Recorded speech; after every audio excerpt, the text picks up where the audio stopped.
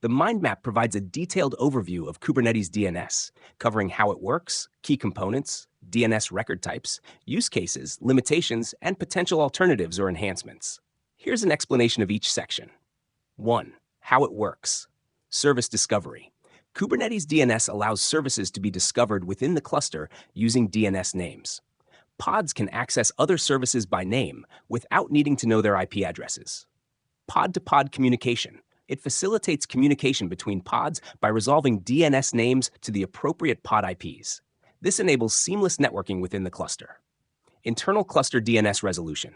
Kubernetes DNS provides internal DNS resolution for resources within the cluster, such as services and pods. It resolves DNS queries locally without needing to query an external DNS server. 2. Key components. CoreDNS. The default DNS service in modern Kubernetes clusters. It is a flexible, extensible DNS server that handles DNS-based service discovery. Kube-DNS, legacy. The older DNS service used in previous versions of Kubernetes. It has been largely replaced by CoreDNS due to CoreDNS's better performance and flexibility. DNS pods and ConfigMaps. DNS functionality is provided through DNS pods that run CoreDNS. ConfigMaps are used to customize and configure the DNS settings within the cluster. 3. DNS record types. Records, pod, and service IPs. These are used to map DNS names to IP addresses for pods and services, allowing other components to reach them via DNS.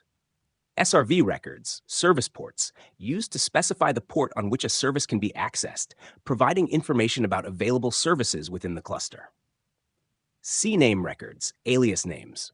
Provide aliasing capabilities to reference other DNS names, making it easier to refer to services under different names. 4. Use cases. Accessing services by name. Kubernetes DNS allows pods and services to communicate using service names rather than hard-coded IP addresses. External name resolution. Supports DNS resolution for external domains, enabling pods to connect to resources outside the cluster. DNS configurations for multi-cluster environments.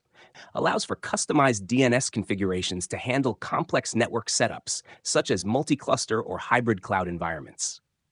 5. Limitations. DNS propagation delay. When there are changes in services or pods, e.g. scaling, updates, it may take some time for DNS records to update across the cluster.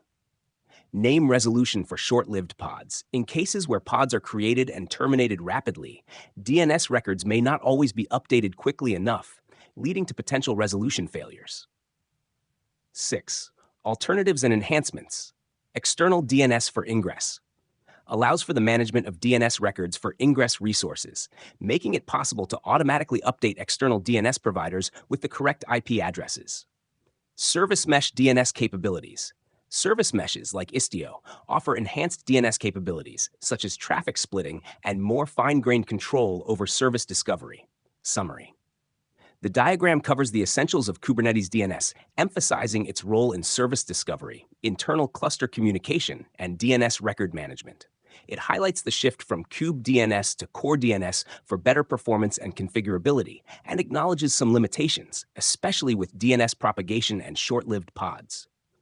Alternatives like external DNS integration and service meshes can enhance Kubernetes DNS capabilities, providing more advanced options for handling DNS in complex environments.